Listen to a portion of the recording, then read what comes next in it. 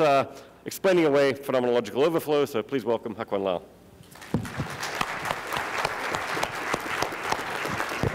All right. So thanks, Dave, and also thanks, Nat, for endorsing my view of consciousness. I know you don't, but No, that was not an endorsement. That was a relative endorsement. Let's not indulge in the details.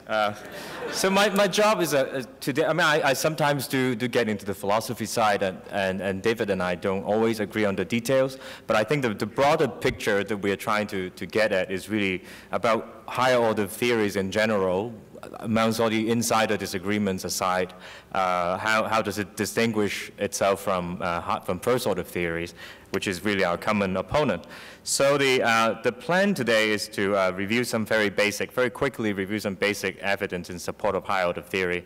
And basically there are plenty of them, and we recently reviewed them, so I'm just going to quickly go over them. Most of these evidence, even in the review paper recently we wrote, is really from my own lab. So it's a suspicion of some bias. I do those experiments to try to prove my own view. So this is something that I usually say in the end of a talk, and today I try to say it up front. That this is basically some evidence you can think of as a larger neuroscientific community, that actually there's a lot of evidence from there, other people who don't even want to talk about consciousness, who will never come to these conferences. In fact, if you try to understand what they mean, they actually are also in favor of the higher order view over the first order view. And I think this point is often underappreciated. And so given this kind of mounting evidence for the higher order view over the first order view, then why do we still have this debate? I think there is in fact a problem that we all touched on already, which is the problem of phenomenological overflow. This I do acknowledge it's not completely done deal, but either way is somewhat of a problem for both sides of us. And I'll try to address that and finally offer a solution to how we can understand overflow within the context of higher order theory or first order theory or any theory. As I hinted at the title, basically my approach is to try to explain it away. I'm not going to think that there's actually overflow, but there is an apparent phenomenon of overflow, and how do we explain it away?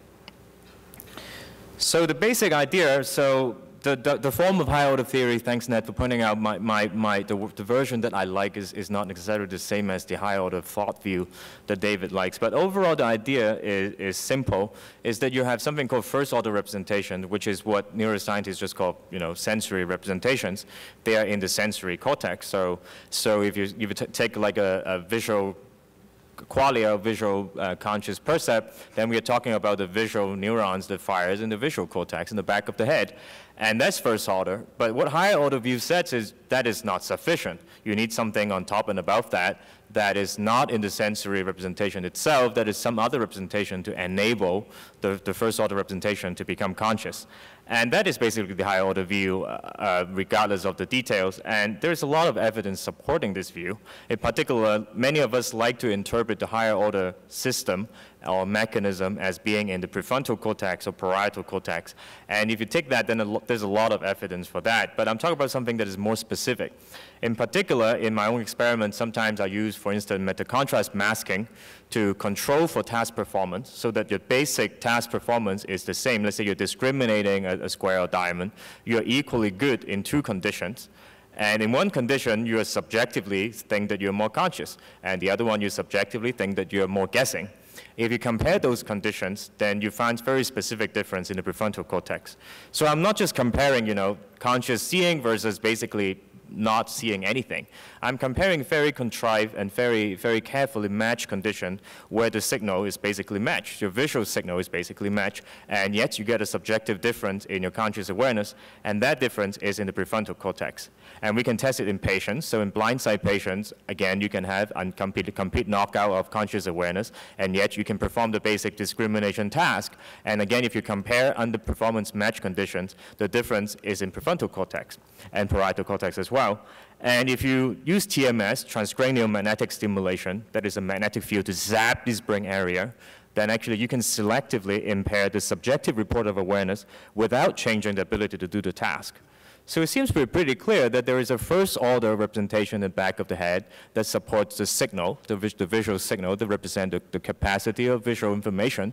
And then there is a higher-order system, presumably in the prefrontal cortex and maybe parietal cortex, that does some sort of thing to allow you to appreciate how much signal you have, which is a kind of higher-order awareness that David was talking about. Presumably, that is the mechanism for consciousness. So the critique, I mean, the evidence seems to me very clear, and the critique has always been the same, is that Ned would say, well, you're really talking about report, right? This is really not awareness. This is a kind of higher order mechanism for report or metacognition.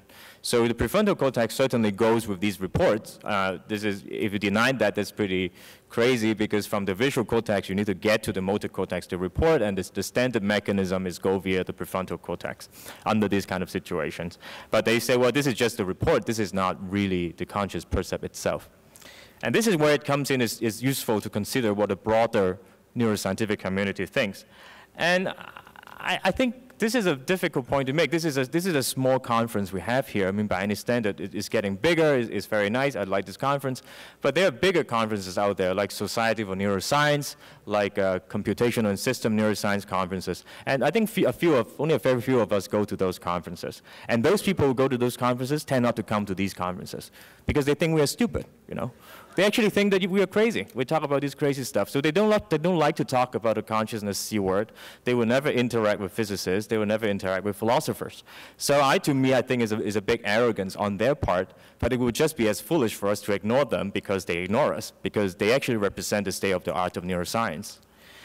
And if you take what they say, then it's obvious that in the last half century of research, a very basic consensus is there is no perception without a decision-like process. It doesn't make sense. If you tell you that, well, you have 50 spikes in your visual cortex, they would say, well, 50 spikes, so what? You have to know what is the baseline firing rate. You have to know what is the fluctuation of your firing rate. So give me 50 spikes, it could be noise, it could be signal. So you need some sort of decision mechanism to decide that. And going back to as early as half century ago, signal detection theory, the basic tenet is exactly that. There is no such a thing as a threshold for perception. You have some signal in the brain, and in every trial, you set a criterion to decide whether that you're consciously perceiving or not. And you think about the more recently popular models like diffusion model, drift diffusion model, Bayesian models, they're all the same. They all talk about perception as a part of a decision process. Without a decision, there is no perception. You can't just say you have some signal in the brain and then you have perception. So this is just an example from one of the papers in Nature Neuroscience by Alex Pochet's group, which is one of the cutting edge for talking about how neurons represent things. And in every of these papers, in different approaches, there's always a sensory code in the back of the brain, and that code needs to be decoded.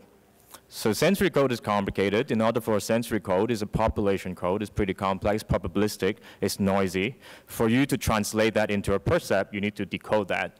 And the decoder is commonly understood if you go to Society for Neuroscience. If you disagree, it's very hard for you to make any friends, basically. Everyone thinks like that the decoder basically is in frontal and parietal cortices. It's hard to count how many Nature and Science papers have been on this in the last 10 years, mostly from Shadland's group and Unglider, and most of the big labs in the neuroscience community now basically believe that this is so common that it's no longer worth making this point. And I'm not just talking about, you know, a readout mechanism for you to do the task. This is often the point that Ned would make. You need a readout mechanism to do the task. It's not just that. I mean, again, doesn't mean this is right, but this is what the state of the art of neuroscience community basically think. You need the readout for perception. Without the readout, you basically don't perceive. So this is another paper by one of the colleagues of Ned, actually at NYU, Tony Mushon, a highly respected neurophysiologist and computational neuroscientist. There's a paper in Nature showing that basically you can have perceptual illusion. There's conscious perceptual illusions happening at the decoding stage. And this is a task, I don't want to go into the details because of time, but basically they're trying to do some psychophysics to manipulate something that can only happen at the late stage, that is the decoding, presumably frontal parietal stage of processing, and that leads to a conscious illusion. So most of neuroscientists actually believe that conscious perception is a product of these kind of late stage, higher order processes. But of course, the same critique can come back. You can say, well, you know, it's the same critique. All is very well. All these famous people, they believe that. So what, right? So it's still the same point. PFC may just reflect report, and report is not awareness. And it's the same point. I'm saying critique too, but it's the same content, but doesn't mean to really say that net doesn't have a point. I think net has a very good point here, which is about the problem of phenomenological overflow. And the problem, David, am I too close to the microphone? This is better? Okay. Oh, that's easier for me too. Okay. So, so the idea is that David already talked about this. In this case, is a Sperling example. I'm going to go over other paradigms as well. But basically, in the Sperling case, you're being presented with an array of 12 letters. And then if I ask you to, very briefly, and then afterwards, if I ask you to report all of them, you can't. It's very difficult, right? If there's no queue, you just report all of them. You can only report a few, and then you kind of fail. But if I queue you after this is on, after the main display is gone, and then I present you a high tone or low tone or mid tone to queue to which row to report. Actually, you can report just as well in any row. Not always perfect, but near perfect. So that shows that you actually somehow has the representation of all 12 of them. And this is back in the 60s. Originally, it's called iconic memory. Okay? So originally, Sperling did it, and it wasn't about consciousness at all, just that it's iconic memory. And I take it as a very, very established fact that we have iconic memory that is pretty large in storage. And Ned's point is basically this, is that, well, if you ask the subject, so somehow the point is a superficial flavor and saying that, well, we are showing that awareness is more than report. We should discard those reports. All those prefrontal evidence that I show you and about what the community believes is all about report. But in the end, you also need some sort of report, right? You can't have no report. I mean, no, if you have no report, you do not know what the phenomenology is like. You appeal to some report. What I think is just a more informal and more fussy kind of report. If you ask the subject, at least some subject, such as Ned himself, would say, well, I consciously represented the identities of all 12 letters, but I couldn't report them all the time. Because at the same time, because reporting them is, take a different mechanism. By the time I reported 4, I start to forget what are the others. So the view is that in the back of the head, in the visual system, you have all 12 letters, the identity of all 12 letters, and which I also think in some ways is true, but that thing is that you consciously represented all these 12 letters, and your access is only 4 at a time. And this is a pretty nice view, and if it's true, it does suggest something that you have consciousness in the back of the head, and then there's a bigger capacity, and then your prefrontal access system has a smaller capacity. So what I'm always talking about, those what the neuroscientific community believes, and all the experiments of mine, they're just getting at this part of the access.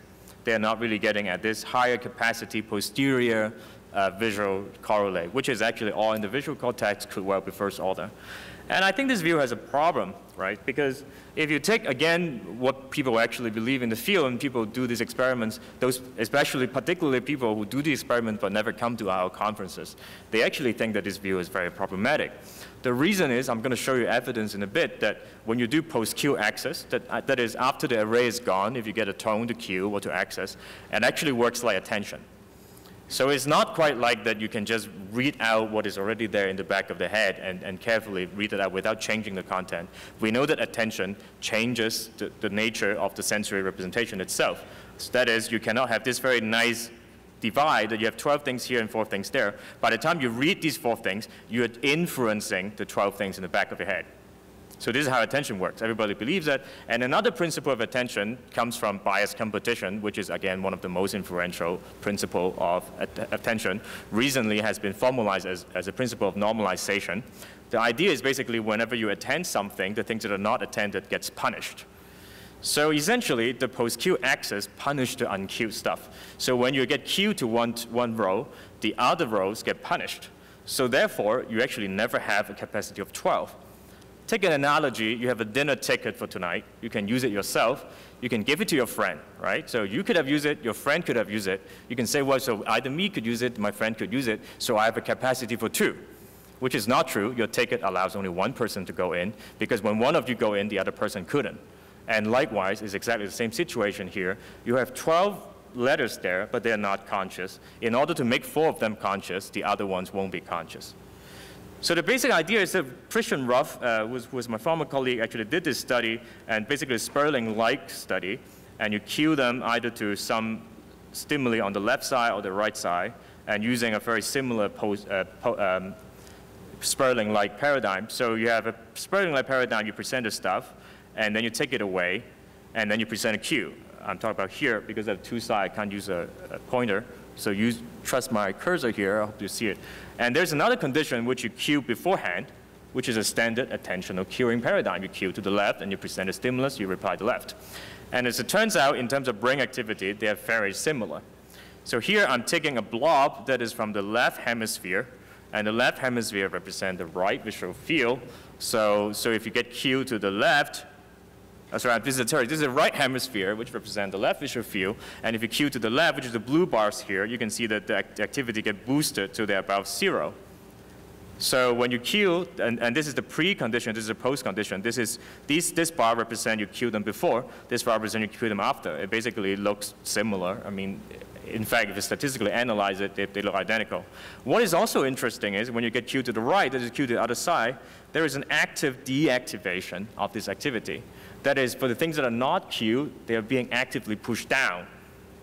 And in fact, this is not just in this single experiment. This is a principle of normalization that happens in attention and presumably happens in every stage of cortical processing in the brain. Again, this is like, I'm not cherry picking. These are some of the most standard papers. In fact, they are from Ned's department. This is, again, from NYU, from David Heger's lab. So the idea of normalization is you always normalize the sum of activity down to a constant. So when you boost the attended, you punish the unattended. So the unattended is not, it just doesn't fade away. It's not like you have 12 things here, you access these 4, and by the time you access these 4, the other 8 just like, naturally die out because you run out of time. You only can access them sequentially. It's not like that. It's that whenever you access these 4 and make them conscious, the other 8 will be necessarily punished to be unconscious. The signal goes down. It's a principle of how the brain works. So if that's true, then this view is really problematic, right? Because this is, first of all, you don't really access as if you just read out from there. You're inferencing as you're accessing the back of the head stuff. And as you're doing it, you actually undermine the capacity of consciousness. So you have 12 letters that are potentially represented. You have the information. I'm not saying you don't have it, but I'm saying that you don't have a conscious capacity of 12. You never could be conscious of all 12. And that's my take. So this is a resolution. You are not consciously representing the identity of all 12 letters, but somehow I have to explain this data, right? So I take it that this is a report as well. So I like report as a scientist. I think that without report, you can't do consciousness science. Ultimately, you need to have some estimate of the phenomenology. So why isn't this report good? Some subjects do say that. You consciously represent all 12 letters. And here already we have a problem. We have one subject, Ned, who thinks that you consciously see the identity of all 12. And you have some other subjects who don't, like David, who think that, no, I just see 12 things. I never see them as conscious letters. I never see the identity. So something is going on. And here I'm going to offer you an idea that is basically you mistakenly think that you see all 12 letters. And it's not just I'm saying it's ad hoc. There's a principal reason why you consistently would mistaken this. And here's the data from my own lab. Ratnath has already been talked about. It's a paper that came out last year. It's a psychophysics paper, so it's a little technical and dry, so I don't need to go through that. But I basically represent things. You cue them to one location or another location. If we, as in psychophysics, we nerdily, geekily control for everything, such as capacity, stimulus, etc., what we found is whenever you don't pay attention, you have a liberal detection threshold. That is, you're more likely to say yes than say no when you're presented with something. Even though you're not better, you're not seeing the thing more clearly, but you just tend to have a bias to say yes. So if I present you nothing, in the blank trials when you're doing false alarms, you just produce more false alarms when you don't pay attention. And it's likewise, if you ask you to discriminate what the thing is, you would rate confidence that is higher than it should be when you don't pay attention. I'm not even showing you the data because I asked you just to introspect and think about your everyday life. It has to be true. That's why when the first time you missed the gorilla, if you don't know what it is, forget about it, because otherwise you will never be able to see it for the rest of your life. But if you have seen the gorilla, think about how surprised you were. You thought you would have seen the thing when you miss it. Even though you are very poor at seeing the gorilla, you actually thought that you would have seen it because subjectively you inflate how much you see. Likewise, for peripheral color, think about go back to your high school textbooks. You shouldn't be seeing that much color in the periphery. Your cone cells are centered on the fovea. So your peripheral vision should be black and white. I mean, maybe not completely black and white, but should be more or less black and white. But if you think about it, before I mention this point, I go through my life thinking that it's pretty even. There is something weird about the unattended background or periphery that we constantly inflate how much we see. We're mistaken how much you see. You actually don't see that much, but you think that you see more. So this actually turns out to be a very nice result because we put it in psychophysics. We can model it in computational model. Again, the details are not important. For some of you are physicists here, it's basically a very simple, trivial case of stochastic resonance. So basically, you have a threshold that is fixed. Assume that you have a fixed threshold. If you have a signal that is very stable over time, that might represent very good quality of information, but it doesn't cross the threshold. But now if you inject some noise to the signal, which impairs the signal-to-noise ratio, it can make it cross the threshold sometimes. So this is exactly a case of attention reducing the variance of the data. So when you don't pay attention, you have more noise in the system. And more noise means that you have low capacity, but somehow it promotes a detection bias and promotes a bias for high confidence. So we have the computational model. We tested it. It's not just like one piece of work. I mean, this phenomenon I'm talking about has been replicated at least 10 times over the last 2 years in my lab already. And we also have indirect evidence. We use TMS and inject noise in the system to try to test this model principle. So far, it works. I mean, it's from my own lab. Again, I'm biased, and you may not believe me, but so far it seems to work. So this is the idea then. Then you think you consciously represent all 12 letters, but you really didn't. You only think that you did. And this is not an ad hoc way to explain away the data. There's a very principled reason behind that, because you overestimate how much you consciously see, just as in the subjects in my own experiment in a totally different context. So that's why other people would think, oh, I think I see all 12 letters. Forget about that. Introspection has known to be fallible. In this case, we have a very good principled way to tell you why you are definitely fallible here. So Ned, in some other occasions, would prefer, or I think almost concede that maybe the Sperling paradigm isn't the best. There are other paradigms that might work better, and he prefers to talk about the Amsterdam paradigm that he may talk about in a minute. I'm going to roughly talk about that. I think that actually turned out to be the weakest paradigm to show this kind of overflow phenomenon. And in fact, a stronger paradigm might be the Brockmole and the DeLollo paradigm. I'm going to go through them very quickly. So in the Amsterdam paradigm is basically very similar. The idea is from Sperling, but what they did is instead of identifying the letter, they did change detection. So they show you an array of 8 rectangles, and then after they show you a different array after a blank, and then they cue you, and then if they cue you only after, then you're actually pretty poor. Your performance is like 60%. Your job is to tell me whether the pointed to, the probed rectangle has changed orientation or not. And then in another case, I can cue you way beforehand, just like an attention task. Then your performance is 100%. This is like in change detection. If I tell you this is the thing that's going to change, it's very easy. And the third case is I present a cue in between. So I present the first array, and then the first array is gone. And then I present you a cue, and then you have to tell me whether this location has a change or not. It turns out that this works pretty well. It works like 90% correct. And then the argument is just as in Sperling, is, well, this is gone, right? The first array is already gone. How come if I cue you after, you can still do this task? So clearly you represented all these 8 things in your head consciously. The idea is change detection wouldn't do, because change detection could be done unconsciously. There is a lot of evidence for that, and Ron Rensing originally has called it like mind slide. You can have a hunch of a change without actually seeing the change. So maybe you didn't actually consciously see this change. That's why I think the Amsterdam paradigm is actually the weakest if you want to make an argument about consciously holding this stuff. So next point is that you consciously hold these 8 items online while this is gone. But I said you don't need to, because you only need a hunch. If this representation is completely unconscious, you would do just fine. In fact, from Victor Lama's own lab, there is evidence that you do it unconsciously, at least partially. So in another experiment, they do not 8 rectangles now. So there's 8 items, natural objects. And after they do the change detection, they are required to identify the pre-change object. So the idea is if they were doing it consciously, if they actually saw the first guy, the first array, all 8 items, and hold the 8 items online, and then they do the detection. After successful detection, they should be able to tell me, okay, you said it as a change, it's correct, but tell me what was it before that. You should be able to do it perfectly, right, if you consciously see it. They don't. They do it at about 70% correct, and it's in the for alternative. So it's not, so they have some idea, but it's not very good. It's fragmentary. So I think this paradigm is weak. Another paradigm I think is very strong, actually. It's very good, and Ned talks about it sometimes, but not all the time, which is an integration paradigm.